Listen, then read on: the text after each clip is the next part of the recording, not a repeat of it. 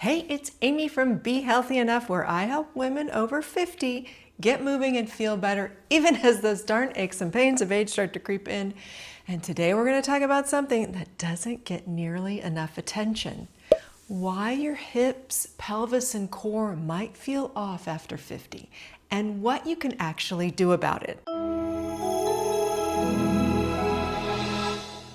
If you're feeling tighter or weaker, or maybe even a little more wobbly down here, you're not alone and you're not broken. Let's break this all down together. Here is the truth. Our bodies go through a lot after 50. Hormonal shifts during menopause affect all the muscles. You know what I'm talking about, everywhere down there. Years of sitting and not doing enough can wreak havoc on your hips, making them tight, your glutes, making them weak, and lacking core activation. That means this whole center area of your body that's meant to stabilize your spine and your pelvis checks out.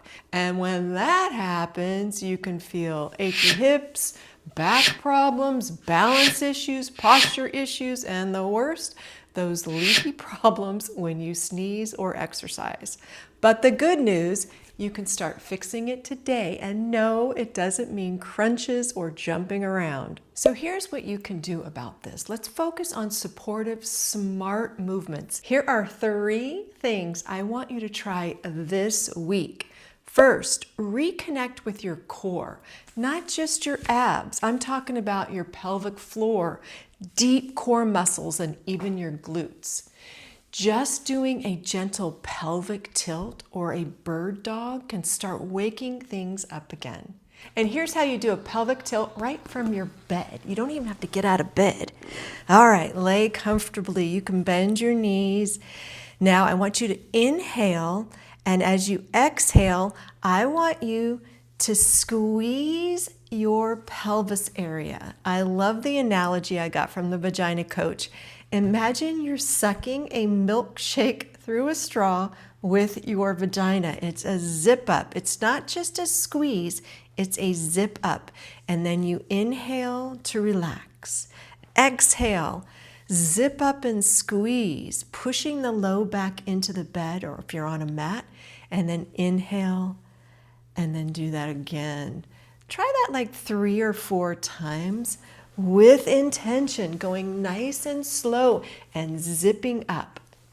And here's another simple move. It's called the bird dog. It's great for strengthening your glutes, the spinal muscles, and your core, and you get a little shoulder work too. You have to come onto your hands and knees. If you have sore knees, maybe make sure you put something underneath your knees. Now I want you to zip up. Imagine that milkshake I talked about. Zip up, no hangy belly. Take one leg straight back. You can stay there if you want to, but if you want to make it even harder, whoa, take that opposite arm away, making a straight line from your fingers to your toes, keeping your neck in line with your spine. And then you gently come to the other side. This move may take some time to perfect. Try 10 on each side, going slowly. Listen to your body. Don't do anything that hurts.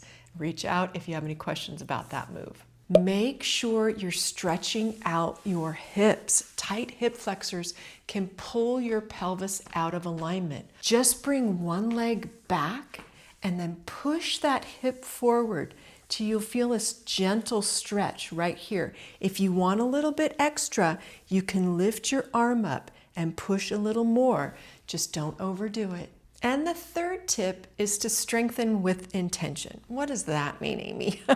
It means going slowly, trying some of these new moves, but backing off if it hurts, trying another day, or finding a modification that works for your limitation. And you know who to ask. I'm here if you have any questions about that. Those weren't so bad, right? It's not about doing more or those crazy ab moves you see on the internet. It's about doing what's right for your body. And that is why I created a guide called Stronger Core, Stronger You, a free resource that walks you through safe, effective exercises to build strength you need to feel confident and capable again. Click the link below and grab your free copy of Stronger Core, Stronger You. It's filled with exercises, routines, and tips that are safe for women over 50, especially if you're dealing with any pain, weakness, or pelvic health issues.